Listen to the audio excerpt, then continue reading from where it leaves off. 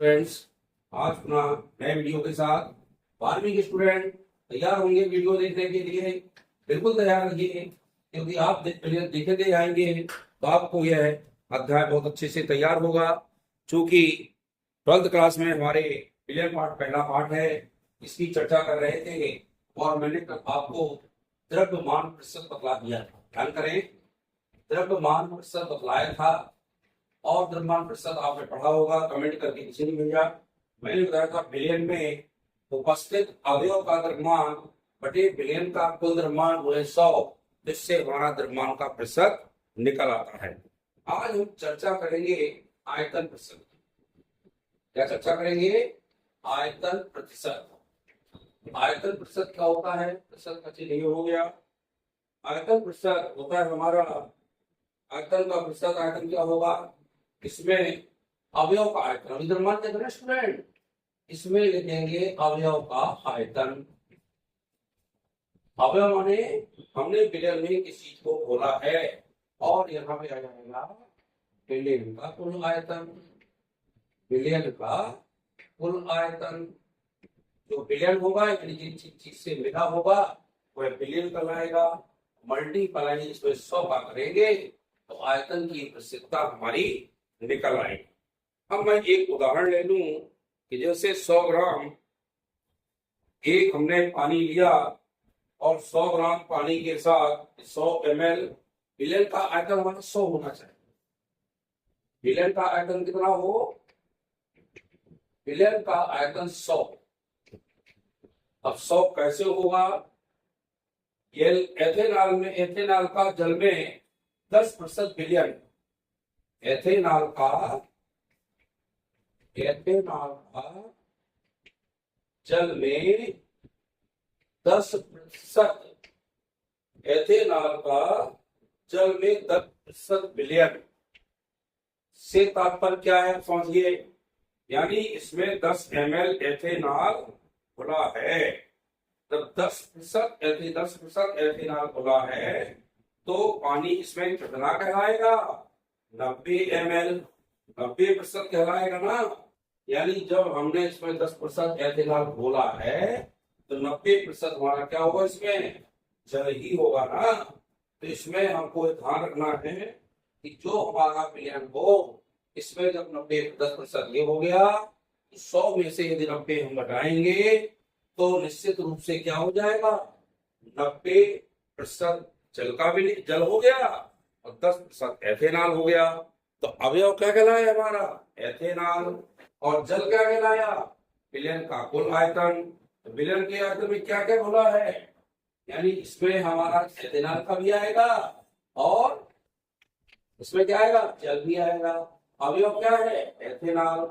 C2H5OH बटे billion का कुल आयतन। बिलियन क्या क्या है? C2H5OH है और यहाँ पानी है, मल्टीप्लाई 100 है। थोड़ा ध्यान रखिएगा। अब जब ये चीज हमें ज्ञात हो गई तो अवयव क्या था इसमें? अवयव का आयतन, एथेनॉल का आयतन 10% है, एथेनॉल और पानी का आयतन, पानी 90% है और एथेनॉल 10%। बिलियन बन गया ना। तो अब इसमें इसका हमें आणविक द्रव्यमान निकालना पड़ेगा। क्या निकालेंगे? आणविक द्रव्यमान। और आणविक द्रव्यमान निकालने का तरीका आपको बताया था। कार्बन का जो परमाणु भार होगा 12 × 2 धन, हाइड्रोजन यहाँ 5 है तो 1 × 5 × 1 एक होता है परमाणु भार और 5 लेगा धन। ऑक्सीजन कितना होगा? 16, हाइड्रोजन 1। ये हम इसको जोड़ लेंगे तो इसका द्रव्यमान निकल आएगा। कितना निकलेगा? 12 दूनी 24 धन 5 धन 17, 16 1 17, 7 5 12 12 4 16, 1 2 और 4 2 4 46, 24 10 34, 34 7 41 5 46। यानी एथेनॉल का जो हमारा आणविक द्रव्यमान निकला वो कितना निकला? 46 निकला है। अब जब इसका आणविक द्रव्यमान निकालेंगे कितना निकलेगा? सीधी फैक्टर 86 ही होगा ना। और पानी का मैंने कल बताया था कितना होता है? 18, 8 6 14, 1 2 और 4 6 64, नीचे 64 आएगा, ऊपर क्या आएगा? 46 आएगा। इसका मल्टीप्लाई कितने में करेंगे? 100 में करेंगे तो हमारा आयतन का प्रतिशत निकल आएगा। यानी आयतन प्रतिशत निकालने के लिए सूत्र याद कर लिए, अवयव का आयतन बटे बिलियन का कुल आयतन मल्टीप्लाई यानी गुणे 100, इससे आयतन की प्रतिशतता निकल आएगी। यानी आयतन कितने प्रतिशत है ये इससे हम ज्ञात कर लेंगे। ये आपको ध्यान रखना है, ये सूत्र नोट कर लीजिए। तो द्रव्यमान प्रतिशत का सूत्र भी कल बता दिया, आज मैंने आयतन प्रतिशत का सूत्र भी आपको बता दिया। अब आगे एक कदम पे चलते हैं, तो ये समझेंगे तभी आगे आपसे बढ़ेंगे सवाल वगैरह। अब हमें पढ़ना है द्रव्यमान आयतन प्रतिशत के पढ़ चुके। इकाई आयतन जो औषधियां वगैरह होती हैं इसका उपयोग मिलाई जाती है। 100 ml बिलियन में घुले हुए बिलियन आयतन होता है।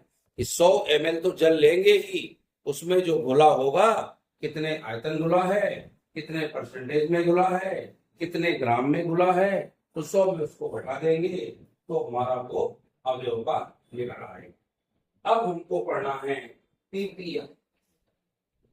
इसका पूरा नाम होता है पार्ट्स पर मिलियन।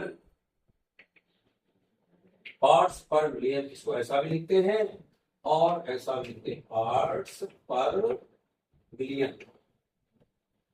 पीपीएम आया था, पीपीएम क्या है स्पष्ट कीजिएगा। तो पीपीएम बता दें आपको, पार्ट्स प्रति मिलियन के लिए पीपीएम बराबर होता है अवयव के भागों की संख्या। कितने भाग हैं? अवयव के भागों की संख्या बटे अवयव के भागों की संख्या बटे बिलियन में उपस्थित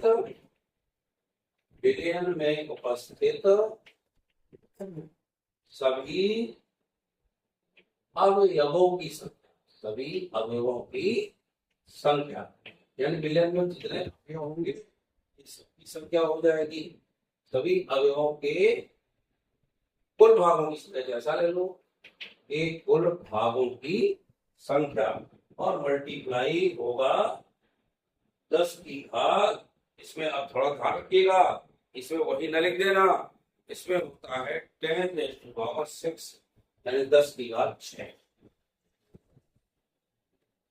पीपीएम का सूत्र होता है अवयव के भागों की संख्या बटे बिलियन में उपस्थित सभी अवयवों की संख्या मल्टीप्लाई 10 की घात 6।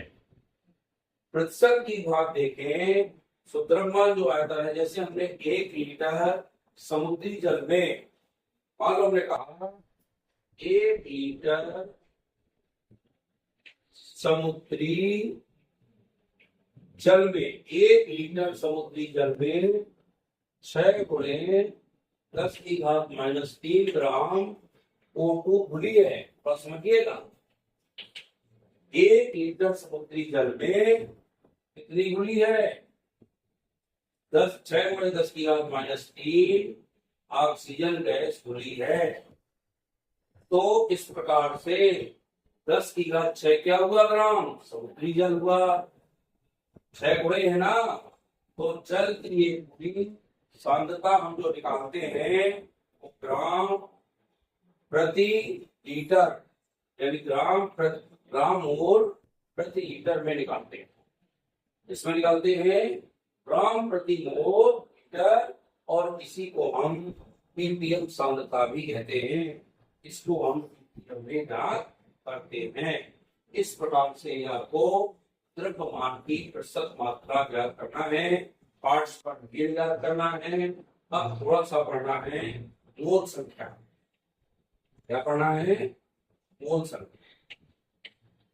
मोल संख्या देखें, एक्स को समानता हम मोल के रूप में व्यक्त करते हैं। मोल माने कुछ भी हो, एक्स को हम मोल के रूप में अक्सर व्यक्त करते हैं।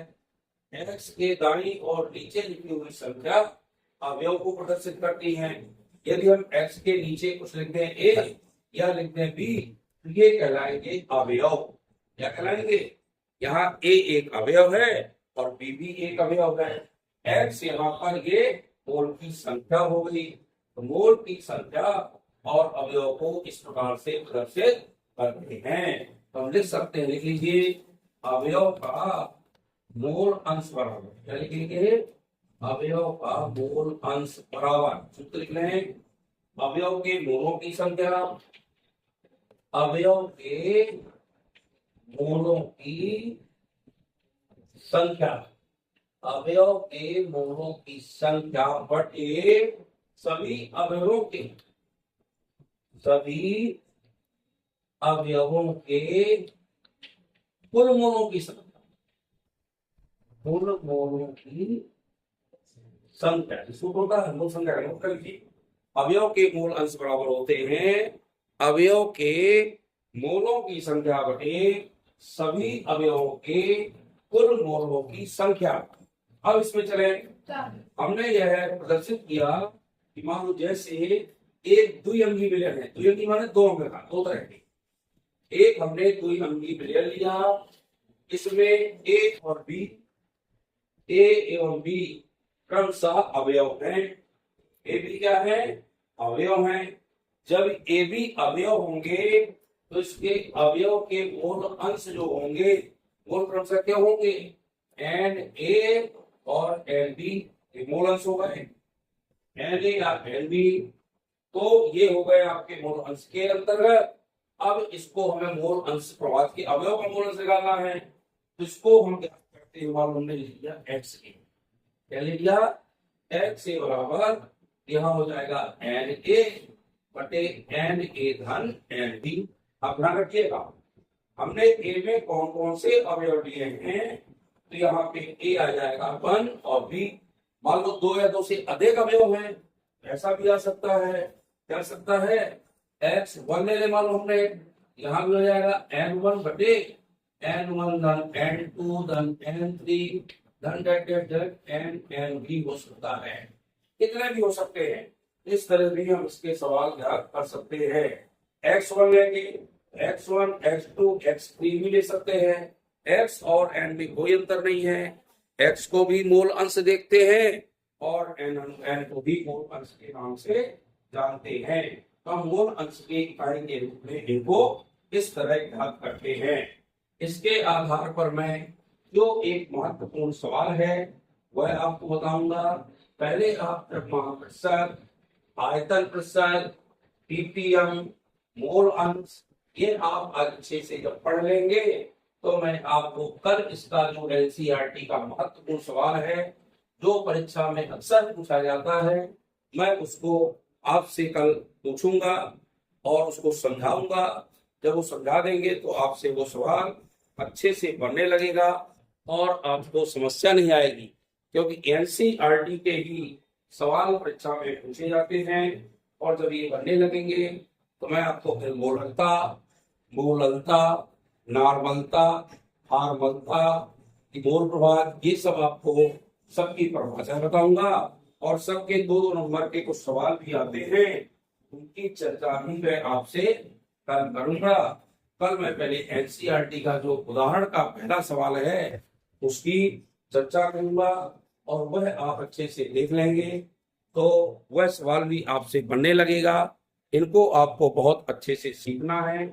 सीख करके जब आप इनको सीख जाएंगे तो आपको ये लगेगा कि हमें बहुत सरल हो जाएगी, बिना अध्याय आपको बिल्कुल सरल लगेगा और आप इसको बहुत अच्छे से कर पाएंगे। आपको लगेगा निश्चित रूप से हमसे यह पाठ मिलेगा। आप वीडियो को इस तरह से लाइक शेयर करिएगा। हमारे चैनल में जो छात्र नए आते हैं तो चैनल को सब्सक्राइब करिएगा। इस प्रकार से वीडियो देखते रहिए। बहुत बहुत धन्यवाद।